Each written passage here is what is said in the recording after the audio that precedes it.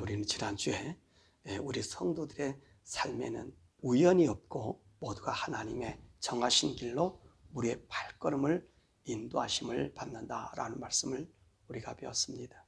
이렇게 이제 하나님의 인도함 받은 이제 이 야곱은 요셉의 초청을 받아서 그와 함께 온 가족이 오늘 며느리를 뺀 66명의 그 자손들이 함께 기근을 피하여서 이 기르 아르바 이 헤브론에서 애굽으로 내려가 요셉을 만나는 말씀이 오늘의 말씀인 것입니다.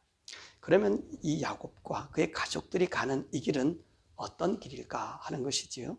지난주 우리 45장의 말씀은 우연은 우리 성도들에게 있는 것이 아니라 우리의 삶을 하나님이 섭리하시는 필연적인 삶이라고 우리가 배웠습니다. 바로 이 필연의 삶이 우리가 살아가는 것을 우리의 말로 바꾸면 사명의 삶이다 라고 하는 것입니다. 그러니까 우리 성도들 모두는 이 하나님의 구원받은 성도들로서 이제는 우리의 삶이 하나님의 인도하심을 받는 사명의 삶이라는 말씀이지요. 자, 그러면 이 야곱과 그의 아들들은 이 사명의 삶을 살기 위해서 지금 애굽으로 내려가고 있습니다. 사실 이들이 지금 애굽으로 내려가는 것은 무엇 때문입니까? 기근이라고 하는 그것으로 표면적으로 나타나지만 사실 이 기근이 이들을 애굽으로 옮기는 것이 아니라 하나님의 섭리하심으로 이 길을 걸어간다는 것입니다. 자, 우리가 여기서 하나님의 섭리, 하나님이 우리를 인도하심, 우리를 행하여 인도하시는 이것을 우리 예정론과 잘못 혼돈하기 쉽습니다. 그러나 오늘 이 야곱의 가문에 나타난 이 섭리는 예정론과 다르다는 것이지요. 더욱이 하나님께서 이 아브라함을 선택하고 이삭을 선택한 것은 하나님이 그를 선택하셨습니다. 그들을 선택했어요. 그러나 오늘 야곱은 하나님의 선택을 받은 자가 아니지요. 이 야곱은요, 하나님의 구원의 계획에서 벗어났습니다. 그 들 수가 없는 사람이. 그런데 야곱은 그 자격이 없는 차남의 자리에서 장자의 계통, 하나님의 섭리를 따르는 자로 부름받을 수 있었던 것은 우리가 이 야곱에 대해서 배웠던 것처럼 그는요, 하나님을 향한 각고의 노력을 했어요. 그냥 이삭처럼 지명해서 부른 것이 아니라 나는 자격이 없지만 하나님의 이 부름, 이 하나님 섭리 속에 들어가기 위해서 그가 수많은 노력한 것을 우리가 보게 됩니다. 그래서 그는 자기 형에서는 40에 결혼했지만 77살까지 결혼도 못하고 오히려 77살에 이 하나님의 이 부름에 하나님의 그 섭리 속에 들어가기 위해서 이제 아버지의 축복을, 형의 축복을 가로채고 쫓겨가는 종의 신세가 되지 않았습니까? 그는요, 이 하나님의 섭리, 하나님의 돌보심 속에 들어가기 위한 각고의 노력을 한 것을 우리가 보게 됩니다. 그래서 하나님께서는 이 야복강에서 이 야곱에게 뭐라고 말합니까? 야, 내가 너에게 졌다. 너는 나와 싸워서 이긴 자야. 그래서 너는 이제 야곱이라 부르지 말고 이스라엘이라 불러라 라고 이름까지 계칭해 준 것을 볼 수 있습니다. 그러니까 이 야곱은 피나는 노력과 헌신을 하나님께 드림으로 말미암아 그는 하나님의 섭리 속에 거하는 사람이 된 것을 보게 된 것입니다. 이것이 바로 하나님의 섭리 가운데 들게 한 이 야곱의 믿음이었던 것을 우리가 보게 되는 것입니다. 그래서 예정에서 누구를 꼭 찍어서 하나님께 구원하신다가 아니라 오늘 사실 이 야곱은 하나님을 향한 그 믿음이 하나님의 섭리 속으로 들어와 만인을 구원한 구원자의 사명으로 이어간 것을 우리가 보게 되는 것입니다. 그래서 예정론이 아니라 오늘 이 가족은 하나님의 섭리하심으로 가신다는 거예요. 이 섭리라고 하는 말이 무엇이냐면 하나님이 주관하셔서 그 하나님의 하실 일을 나타내시는 그런 표변의 사람인 것을 말하는 것입니다. 자, 야곱은 이렇게 하나님의 섭리 속에서 애굽으로 갑니다. 그런데 애굽으로 가기 전에 이제 가나안 땅에서 희생의 제단을 드리는 것을 우리가 보게 됩니다. 근데 여기서 우리가 참 흥미로운 사실은 이제 야곱이 자기 아들 요셉이 자기에게 보낸 그 수레를 타고 이 헤브론에서 떠날 때 거기에서 희생의 제단을 쌓은 것이 아닙니다. 하룻길을 지나고 나서 브엘세바에 와서 하나님께 이 단을 쌓는 것을 보게 됩니다. 그럼 이 야곱이 있었던 헤브론은 어떤 곳이죠? 아브람과 사라, 그리고 이삭과 레아, 그리고 리브가도 묻혀있는 그런 조상의 영지요 성역입니다. 거기에서 이 야곱은요 제단을 쌓지 않았어요. 하루가 지나서 브엘세바라는 곳에 와서 하나님께 단을 쌓았다는 것입니다. 그럼 이 브엘세바는 어떤 것일까요? 이 브엘세바는요 창세기 우리 21장에 보면 아브라함 이삭을 낳고 나서 아비멜렉과 언약을 맺은 그곳에 에셀 나무를 심고 맹세우불이다, 하나님께서 지켜보고 계신다 라고 하면서 이 블레셋 사람들이 오늘 이것은 너희들이 거주하는 곳이다 라고 인정해 준 것이, 뿐만 아니라 그 아들 이삭 때에도 아비멜렉이 바로 이곳에서 다시 이 언약을 확인시켜 줬어요. 그래서 하나님께서는 이 가나안 땅, 이 브엘세바를 비롯한 이 모든 땅들을 오늘 너의 땅이라고 이렇게 역사적으로 증인하는 사람이 이 블레셋 사람들이거든요. 다시 이 블레셋 사람들은요 이 땅에 맹주로 자리를 잡고 있었어요. 물론 그곳에는 가나안의 7족속이 있었지만 블레셋은 아직도 지금까지 현대도 남아있어요. 그것이 너는 팔레스타인이에요. 이 가사 지구에 있는 팔레스타인이에요. 이 사람들이 오늘 이스라엘과 영토 싸움을 하지만 따지고 보면 이들이요 이 이스라엘 땅은 하나님이 정해준 그 옛날에 정해준 땅이라고 하는 것을 그들이 증명하고 있는 거예요. 그러니까 오늘 야곱이 이곳에서 제단을 쌓는 것은 무슨 의미냐면 하나님이 우리에게 맹세하셔서 이 땅을 주시겠다고 약속받은 것이라는 것입니다. 더욱이 오늘 야곱이 이제 하나님의 섭리 속에서 애굽으로 내려갈 때에 아마 이분은 아브라함이 자기들에게 알려주신 말씀을 기억한 것 같아요. 그게 무슨 말이냐면 아브라함 나이가 85세 때 되었을 때에 창세기 15장에 하나님께서 헷불 언약을 맺으십니다. 그때 하나님께서 뭐라 말씀하시죠? 네 자손이 이방이 객이 되어서 400년 동안 그들의 종살이 하다가 4대 만에 큰 민족을 이끌고 이제 이곳으로 돌아오겠다라는 그 말씀이 있었단 말입니다. 아마도 오늘 이 야곱은 이 일이 생각났던 것 같아요. 그래서 이 맹약의 우물 에셀 나무 앞에서 이 브엘세바에서 희생의 제단을 쌓으면서 오늘 이곳이야말로 우리의 자손의 땅임을 그 자식들에게 알려주게 된 것으로 보여집니다. 자, 이렇게 희생의 제사를 이 브엘세바에서 드리자 그날 밤에 하나님이 나타나셔서 야곱에게 말씀하지 않습니까? 나는 내 하나님이라. 너는 애굽으로 내려가기를 두려워하지 말라. 거기서 너로 큰 민족을 이루게 할 것이다. 그리고 내가 너와 함께 너희들과 함께 애굽으로 갈 것이다. 뿐만 아니라 너희들이 다시 이 땅으로 돌아오게 할 것이다. 그리고 또 하나님 뭐라고 이 야곱에게 얘기하죠? 네 아들 요셉이 내 눈을 감기게 할 것이다. 그런 약속을 받고 간다는 말입니다. 그러니까 오늘 지금 이들이 가는 길은요 그냥 기근을 피해서 애굽으로 가는 길이 아니라는 것입니다.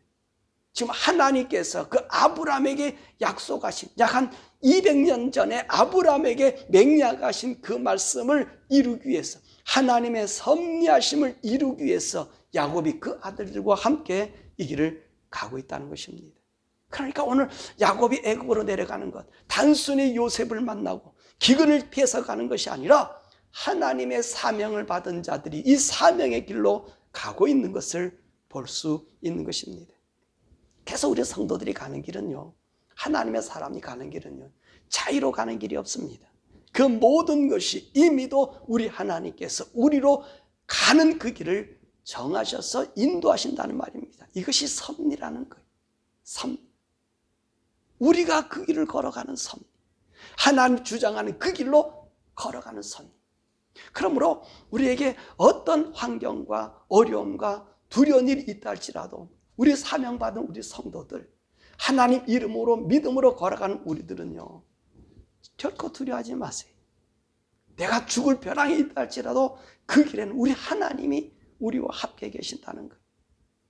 야곱은요, 이곳에서 희생의 제자를 드리면서 아브라함과 이삭의 언약하신 그 은총과 그 동행하심을 다시 우리의 하나님으로부터 약속을 받게 됩니다. 그래서 이는 어떤 마음을 가져요? 하나님의 섭리 속에서 그의 사명을 바로 오늘 자기뿐만 아니라 자기 자손들이 반드시 이루어 주실 것임을 다시 하나님이 확인시켜주고 있는 것입니다. 또한 우리 8절에서부터 27절까지 보면 이스라엘 나라의 야곱의 12아들의 숫자를 자세히 이야기하고 있습니다. 그래서 이 모두 오늘 본문의 말씀 보니까 며느리를 뺀 66명이 이집트로 내려갔다, 이렇게 기록하고 있습니다. 그럼 왜 이런 기록이 여기에 필요할까 하는 것입니다. 오늘 하나님께서 뭐라 말씀하십니까? 오늘 햇불 언약에서 그랬고 또 야곱에게도 하신 말씀이 뭡니까? 오늘 너희들이 내려가지만 너희들은 지금 갔다가 이제 오랜 후에 큰 민족을 이루게 될 것이다 라고 약속하십니다. 그래서 이 적은 사람이 70명이라는 사람이 애굽에 내려가지만 이제 이들이 나올 때는 얼마 많은 사람이 됩니까? 60만 명, 장정만 60만 명에 이르는 큰 사람들이 나오게 되는 것을 우리 성경에 기록하고 있어요. 왜 하나님께서 그 기록하게 만듭니까? 다름이 아니라 하나님은 살아계신다는 거예요. 하나님이 살아계셔서 너희를 돌보시고 지키시다고 하는 것을 이들의 숫자를 통해서 또 이 하나님이 하신 말씀을 통해서 그 증거를 보여주시기 위해서 이 이름들을 기록하고 있는 거예요. 너네들이 적은 수로 갔지만 종된 자리에서 큰 민족을 이루어 나오게 해주시는 것을 보여주고 있는 것입니다. 또한 31절에서 34절의 말씀 보면 이들의 생활 방식을 말하고 있습니다. 그러므로 이들 생활 방식을 통해서 구별된 삶을 살고 있음을 오늘 이들에게 알려주고 있는 거지요. 야곱은 그의 가족이 정해주신 직업이 무슨 직업이죠? 이게 목축업이에요. 근데 오늘 이 목축업을 이집트 사람들은 가증히 여긴다 그랬습니다. 근데 오늘 요셉은요, 오늘 이들에게 뭐라 얘기합니까? 그 왕이 가서 당당하게 당신들이 목축업을 한다고 하는 이 직업을 얘기하라는 거예요.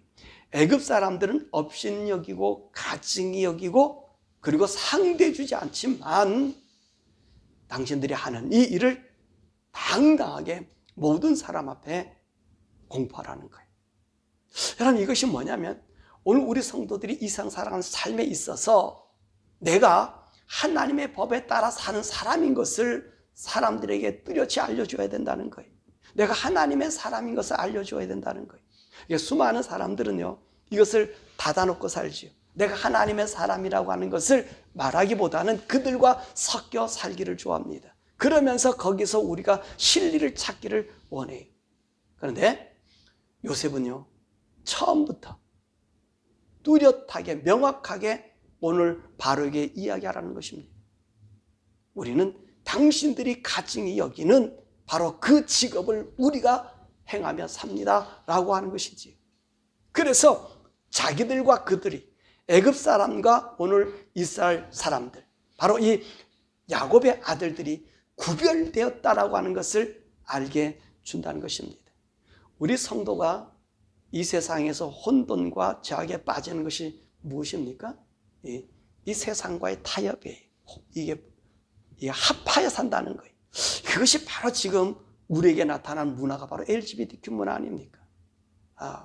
하나님의 성도는 이 LGBT 문화와 뚜렷이 구별되어 있어야 합니다. 그죠? 근데 우리 성도들이요, 더 위대한 것 같아요. 목회자들보다. 우리 페더럴 지역에서도 그러잖아요. 동성연애하는 교단의 사람들은 교회 안 가겠다. 성도들이 반대하잖아요. 근데 재밌는 것은요, 이 성도들은 반대하는데 목사들이 오히려 타협하고 사는 것 같아요. 이 교단들이 그렇잖아요. 이 교단이라는 자체가 목사들의 모임 아니에요. 성도들이 이끌잖아요. 그런데 오늘 여기는 많은 사람, 교단들이, 미국의 교단들 보면 대부분의 이 교단들이 이 LGBTQ 이것을 용인하고 있지 않습니까? 그러니까 이게 반대하고 성도들이 반대하고 일부 목회자들이 반대하니까 이 사람들은요, 재미있는 술수를 써요. 자, 우리는 법제화로 동성연애를 인정한다라고 하지만 당신들은 당신들의 교회에 가서 내가 동성연애를 반대하기 때문에 우리는 동성연애를 반대합니다 라고 얘기하라는 거예요. 이게 맞는 얘기인가요? 이게 속이는 거 아닌가요? 자기들은 명문화 시켜놓고. 여러분, 이거는요, 구별되지 못한 자들이 하는 얘기고 사단이 하는 이 전략이. 그래서 오늘 이 많은 사람들이, 많은 미국 교단들이 자기들은 다 이게 합해요. 근데 그들의 명목이 좋지 않아요. 사람의 인권을 생각하고 그들을 보호하고 그들을 위하고. 근데 이거는요, 우리들은 동성연애하는 자들을 불쌍히 여기는 거지 그것을 인정하지 않습니다. 이게 보수적인 관념이고 하나님의 말씀이 그렇잖아요. 남자 여자 성이 구별돼서 나온 거지 내가 원해서 남자가 되고 내가 원해서 여자가 되고 그건 인권이 아니라 자기를 죽이는 일이잖아요. 그걸 인정한다는 얘기는 인권이 아니라 이게 사단이 전략하는 전략이거든요. 이게 사단이 한 일이. 근데 이게 하나님의 말씀을 전하는 이 목회자들이 만든 교단들이 하는 짓거리들이 그들 속에 인정이라는, 인권이라는 거예요. 여러분이 전도 대상인 건 사실이에요. 그죠? 동성연애 모르기 때문에 자기들이 하고 있는 일을 모르기 때문에 모르는 거니까 잘못됐다 알려주는 거잖아. 여러분 우리 기독교에서 동성애뿐만 아니라 너 이거 하면 나빠, 이거 하면 죄야, 우리 예수 믿으면서 이건 죄야 아니야 이걸 갖다가 우리가 날마다 우리가 구별하고 살잖아요. 왜 그러죠? 우리는 하나님께서 원래 우리 인간들이 죄 있는 인간을 만든 것이 아니기 때문에 그것을 얘기하는 거잖아요. 하나님 죄 있는 인간을 만들지 않았어요. 근데 우리의 유혹에 끌려서 우리의 원함에 끌려서 죄를 짓게 된 거란 말이에요. 그러니까 우리의 원함이 아닌 악으로 행하는 것은 하나님과 떨어지고 하나님 심판이 있기 때문에 죄에 대한 구분을 알려주는 거예요. 그래서 전도하는 것 아닙니까? 그래서 예수 믿자 그러는 거 아닙니까? 그래서 하나님 앞으로 와서 하나님이 열어주는 세상으로 가자는 것 아닙니까? 그죠? 그러니까 동성연애하는 사람도 마찬가지 그런 생각을 하고 있는 아이들이 있고 사람이 있으면 전도의 대상은 맞습니다. 그러나 그것을 인정해서 용인하는 것은 아니라는 거지. 그죠? 그건 사단이 그렇게 하는 거예요. 사단은 그렇게 하도록 인정해 주는 거예요. 그러니까 오늘날 이 교회들이 사단의 술수에 빠졌다는 것을 우리가 볼 수 있는 거예요. 그러면서 얘기해. 자기들은 법자 다 만들어 놓고 성도들을 속이는 거예요. 성도들을 속여서 하는 얘기가 우리는 안 한다고 합니다. 우리는 괜찮다고 합니다. 괜찮으니까 그러면 동성연애 인정하는 것 아니에요. 근데 왜 이 사람들이 이런 주장을 하죠? 그렇게 속이지요? 그래서 자기를 속이고 성도를 속이고 하나님을 속이는 거거든요. 그 이유가 뭔지 아십니까? 거기서 나오는 혜택 때문에 그러는 거예요. 지금 LGBT 운동을 하고 교단을 전부 다 만들었던 거기 교단을 보면요. 베네핏이 좋아요. 연금이 좋고요. 나오면요. 그 연금으로 그 교회 한 20년, 30년 하면요. 연금을 받는 게 2, 3천 불 이상을 받아요. 지금도 혜택도 좋고. 그러니까 이걸 갖다가 끄집어뜨리지 못하는 거예요. 네? 먹고 살아야지. 그러니까 어디로 야합이 되는 거예요? 살기 때 살아야 한다는 명제 때문에 야합이 되는 거거든요. 그것 때문에 야합이 되는 거예요. 그러니까 사단은 그것을 가지고 아담과 하와에게 유혹했던 것처럼 똑같은 거예요. 그죠? 선악과 나무를 보고 어땠습니까? 보암직도 하고 먹음직도 하고 지혜롭게 할 만큼 탐스럽기도 하고. 그러니까 우리가 이것을 인정해 주면요. 나라에서도 혜택도 주기도 하고요. 차별도 없어요. 그리고 그 정책에 꼬박꼬박 따라다니니 얼마나 국가를 위하고 백성들을 위하는 사람들입니까? 근데 우리는 어느 법에 살아야 돼요? 하나님 법에. 오늘 그것을 지금 요셉이 얘기하고 있지 않습니까? 지금 요셉이 가서 지금 가나안 땅에 사는데 목축 다 갖고 내려왔단 말이에요. 양들 다 갖고 내려왔단 말이에요. 근데 이 애굽 사람들은 어떤 사람입니까? 이걸 아주 가증히 여긴다는 거예요. 상대하기 싫어하는 사람들이라는 거예요. 그런데 요셉은 첫 번째 바로를 만났을 때 뭐라고 얘기합니까? 우리는 목축하는 자다. 여러분, 이게 성도들이 해야 될 구별됨이란 말입니다. 죄는 죄요, 악은 악인 것을 알려주려고 오늘 우리를 이 세상에 살려준 거예요. 요셉을 하나님께서 애굽에 보내고 그 모든 지혜를 주어서 세상 사람들을 구원케 하는 일이 무엇입니까? 구별이라는 것이에요. 다르다는 거예요. 다름이 하나님의 보호를 받는 그런 역사인 것입니다. 그렇기 때문에 오늘 요셉은 자기 아버지와 그 형제들에게 당신들을 바로 이 사람들이 싫어한다 할지라도 하나님의 준 이 일에 대해서 당당하라고 말씀해주고 있는 것입니다. 그래서 LGBTQ가 앞으로 이 문화가 되어버리고 이 삶으로 우리 삶에 젖어들 때 우리 성도들이 힘들어질 거예요. 그렇지만 성도는 하나님의 법으로 살아가는 우리들이 그곳에서 하나님의 도우심과 인도하심이 있다는 것입니다. 자, 그럼 오늘 본문의 말씀에서요, 우리가 좀 특이한 사건이 하나 있습니다. 그것은요, 하나님께서 야곱에게 요셉이 살아있다고 왜 22년간 숨겼냐는 것이, 그러죠? 22년간. 독이 요셉이 형들에게 팔려 애굽으로 갔을 때 그곳에는 누구도 살아있냐면 이삭도 함께 살았어요. 근데 이삭이 언제 죽죠? 이 요셉이요, 총리가 되기 1년 전에 죽어요. 그러니까 오래전에 같이 살고 있잖아요. 함께 살고 있잖아요. 총리가 되니까 8년 전에, 이들 가족 상봉하기 전 8년 전이. 그러면 14년 동안 하나님은요, 이 분들에게 나타나서 요셉이 살았다 언지를 한번 주지 않았어요.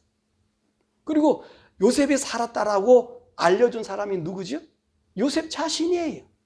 요셉 자신이 알려주고 요셉이 마차를 보내고 그리고 헤브론에서 이제 부엘세바 와서 하나님께 희생제단 드렸을 때 그때 하나님께서 야곱에게 나타나셔서 야, 애굽 내려가는 걸 두려워하지 마라. 요셉이 너의 눈을 감기게 할 거야. 여러분, 이게 참 우리에게 의심케 하는 부분 아닙니까? 정말 우리가 하나님께서 살아계시고 그들의 하나님이라면 이 야곱이요, 이 요셉 때문에 얼마나 가슴이 찢어집니까? 그런 삶을, 인고의 삶을 살고 있지 않습니까? 그리고 시몬을 인질을 잡고 베냐민을 데리고 오라고 할 때 이 야곱이 뭐라 그럽니까? 재화이 없으면 내가 죽는다. 흰머리로 슬피 울며 음부로 내려간다. 얼마나 이 고통스러운 삶의 모습을 야곱이 지금 하고 있습니까? 그럴 때요, 하나님께서 침묵하고 계셨어요. 야, 그럼 왜 하나님께서 그렇게 하셨을까 하는 것입니다. 좀 알려주면 얼마나 좋아요. 그런데 말입니다, 하나님은요, 이게 우리에게 교훈하시는 교훈의 방법이 다르다는 것입니다. 오늘 이 야곱은 지금 어디로 가는 거죠? 이 애굽으로 내려갑니다. 애굽으로 내려가면 지금은 평안한 삶이에요. 근데 하나님께서 반드시 종살이 한다 그랬거든요. 이 종살이 하라 이들을 데려가는 거예요. 이 애굽으로 가는 거예요. 그 애굽에서 큰 민족을, 큰 백성을 이루어서 오게 되는 겁니다. 그런데 이 400여 년 동안 종살이하는 이들에게 여러분, 하나님께서는요, 이들에게 나타나지도 않아요. 그죠? 의문의 생활 확장되고 있는 거예요. 이것을 이 요셉을 통해서 간접적으로 그들에게 교훈하는 거예요. 봐라, 내가 22년 동안 너에게 아무 말도 안 했지? 근데 내가 그 요셉을 어떻게 만들었지? 총리로 만들지 않았느냐? 이처럼 너희들의 인고의 생활, 힘든 생활이 많이 너희들에게 있다 할지라도, 내가 너에게 나타난다 하지 않는다 할지라도 내가 요셉을 총리로 만들어줬던 것처럼 너희를 지켜줄 거야 라고 하는 것을 하나님께서 산교육으로 보여주신 것입니다. 자, 이것이 바로요, 이 사명자들이 걸어가는 삶이에요. 하나님께서 우리를 인도하신다면서요. 구원해 주셨다면 하나님의 섭리 가운데 우리 있다면서요. 근데 우리가 여러분 특별한 게 있습니까? 우리가 살아가는 삶이 그대로 걸어가잖아요. 그럼 어떨 때는 여러분들 삶 속에 그런 생각 들지 않아요? 하나님 정말 계실까? 왜 하나님 계시면 나를 이런 데서 해주지? 하나님 나의 모든 죄뿐만 아니라 나의 삶을 지켜주신다고 했는데 왜 침묵하시지? 의심할 수 있잖아요. 근데 뒤돌아봐 보세요. 여러분의 삶들 한번 뒤돌아보세요. 어떻습니까? 거기서 우리 하나님이 기막힐 정도로 이끌어 주신다는 거예요. 이 사명자가 걸어가는 삶은요, 힘들고 고달프지만 하나님께서 반드시 그들과 함께 하신다는 거예요. 오늘 요셉의 전기 속에도 그렇잖아요. 요셉이 가는 곳마다 누가 계셨다고요? 하나님이 함께 계셨다는 거예요. 그러니까 오늘 우리가 걸어가는 삶에 힘들고 어려워도 하나님이 함께 계신다고 하는 사실입니다. 자, 이렇게 하나님께서 침묵하고 계셨던 것은 내가 침묵한다 해서 침묵한 것이 아니고 내가 침묵한 데서 죽은 하나님이 아니라 살아서 너희들을 지키고 있다는 것, 너희들과 함께함을 보여주신 것입니다. 또 오늘 여기서 이제 마지막 하이라이트가 무슨 말씀이죠? 야곱과 요셉의 만남이었습니다. 자, 요셉이 어떤 모습으로 지금 만나고 있습니까? 총리가 돼서 만나요. 총리가. 이게 가당치 않는 일이 아닙니까? 그럼 이 만나는 모습에서 우리가 볼 수 있는 것이 무엇이죠? 그렇죠. 하나님이 요셉을 돌보셨다는 거예요. 만약에 여러분 요셉이 종으로 팔려가지 않았다면 요셉이 총리가 되었을까요? 아버지의 사랑만 받고 그 품속에 있었다면 오늘 이 애굽의 총리라고 하는 이 일을 이루어 나갈 수 있었을까요? 아마 없었을 거예요. 그죠? 이게 하나님이 우리에게 하시는 말씀이란 것입니다. 우리가 어떤 환경에 들어갔든지 간에 하나님 우리를 돌보신다는 거예요. 우리가 하나님을 의지하게 된다면 그 요셉은 보세요. 우리가 배운 말씀 중에서 시편 105편의 말씀 보니까 그 몸이 손발이 착고에 묶이고 온몸이 상했다 그랬어요. 그 얼마나 고통의 자리입니까? 그런데 하나님께서 그를 지키시는 거예요. 그를 돌보시는 거예요. 요셉이요, 지난주에 말씀도 그러지 않았잖아요. 그런 말씀 하셨잖아요. 당신들이 나를 팔았지만 당신들이 판 것이 아니라 하나님이 나를 먼저 보냈다는 거예요. 모든 사람, 만민의 생명을 구원하시기 위해서. 그러니까 저와 여러분들이 오늘날 믿음으로 이 세상 살아갈 때 내게 별로 나타난 것이 없어 보일지 모르지만 그것은 하나님이 나를 돌보시고 지키시고 있음을 우리에게 보여주는 거예요. 우리를 보여주는 거예요. 하나님이 돌보시고. 그러므로 오직 하나님만 믿고 이 세상을 살아가야 됨을 우리에게 보여주고 있습니다. 더욱이 오늘 본 말씀 보면 요셉이요, 그 종으로서 총리가 되잖아요. 오늘요, 사실 오늘 이스라엘 백성도 종으로 지금 살아가는 것 아닙니까? 종으로 지금 가는 거예요. 종으로 가서 이제 큰 민족으로 이끌고 나오지 않습니까? 여러분, 이것은 오늘 우리 성도들이 가시는 하나님의 말씀이 있습니다.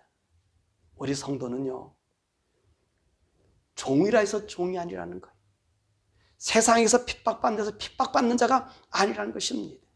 우리는 구별된 하나님의 사람으로서 요셉이 총리의 모습으로 그 아버지를 만났듯이 우리는 반드시 구별된 자로 하나님 앞에 서게 됨을 우리에게 말씀해 주고 있습니다. 이 46장의 하이라이트는 바로 이 야곱과 요셉의 만남이라는 것입니다. 다시 말하면 우리 사명자들이 그 사명이 완수됐을 때 만나는 모습을, 그 모습의 영광을 우리에게 보여주고 있다는 말씀인 것이죠. 요셉이 종으로 팔려가지 않았다면, 하나님의 섭리가 그와 함께하지 않았다면 총리가 되지 못했을 것이고 세상을 구원하지 못했을 것이며 더 나아가서 하나님이 이런 분이라고 알려주지 못했을 것입니다. 그런데 오늘 요셉은 하나님 섭리 가운데 있는 하나님의 구별된 자였어요. 그랬더니 하나님이 그를 세우셨다는 것입니다. 그러므로 우리 성도들이 가는 이 삶은 사명의 삶이에요. 사명의 삶. 자, 말씀했죠. 오늘 사명자의 삶에 대한 이야기를 우리가 보았습니다. 우리가 살아가는 사명자의 삶, 그것은 하나님의 섭리 가운데 사는 삶인데 저와 여러분들이 이 세상에 뚜렷하지 못할 수도 있어요. 그런데 우리의 뚜렷한 날이 오게 됩니다. 요셉이 뚜렷한 날이 어떤 날이었습니까? 그 아버지와 만날 때 총리의 영광이 그에게 있었습니다. 그럼 우리의 그 영광스러움이 언제 있습니까? 그럼 바로 우리 주님 만날 때입니다. 우리 주님이 이 땅에 올 때 우리 성도들은요, 삶이 달라요. 오늘 요셉이 총리로 나왔듯이, 이 세상에서 총리로 나왔듯이, 종된 삶에서 총리로 나왔듯이 우리는요, 하나님의 아들로 예수님 앞에 서게 됩니다. 인간의 총리가 아니라 하나님의 아들로. 오늘 요셉은요, 애굽 사람 아니기 때문에 총리가 된 거예요. 근데 오늘 우리 주님이 이 세상에 올 때는요, 이제는 우리는 하나님의 아들로 나타나요. 그래서 오늘 바울은 그것이 의의 면류관이고 생명의 면류관이고 베드로는 영광의 면류관이라고 말합니다. 이 영광의 면류관 누가 쓰지요? 바로 하나님의 아들이 쓴다는 것입니다. 우리는요, 하나님의 아들로 하나님을 만나 하나님의 영광의 보좌에 우리가 들어가게 되는 거예요. 그 놀라움이 있습니다. 그러므로 저와 여러분들이 이 세상 살아가는 동안에 결코 좀 구별된 삶에, 그 삶에서 여러분의 삶을 아름답게 영위해 나가길 바랍니다. 힘든 삶이에요. 어려운 삶이에요. 고달픈 삶이에요. 그런데 말입니다, 요셉은 뭐라고 얘기합니까? 하나님 나와 함께 하셨고 하나님이 이 길을 정해 주셨다. 섭리로 살아가는 사람은 반드시 하나님 지키신다는 거예요. 하나님이 붙잡아 주신다는 거예요. 그래서 바울의 고백이 뭡니까? 우리가 우겨싸이면 당하도 쌓이지 아니하고 꺾으림 당하도 망하지 아니하고 우리가 종일 죽는 자처럼 도살장의 양처럼 죽임을 당하는 것 같아도 거기서 넉넉히 이기게 계신 하나님의 은혜가 있다고 우리에게 말씀해 주는 거예요. 이것이 사명자예요. 이게 성도예요. 바라고 하기는 저와 여러분들이 이 성도의 영광을 누리고 우리 주님 오실 때에 그 영광스러움을 모든 사람에게 나타내 보일 수 있는 우리 성도 되시기를, 이 46장을 보면서 반드시 총리보다 더한 인간의 지위가 아니라 하나님의 아들로 우리 주님 오실 때 주님 앞에 설 수 있다는 이 기쁨 가지고 우리의 믿음의 생활에 편절함 없이 주님을 드러낼 수 있는 저와 여러분 되기를 주님의 이름으로 축원합니다.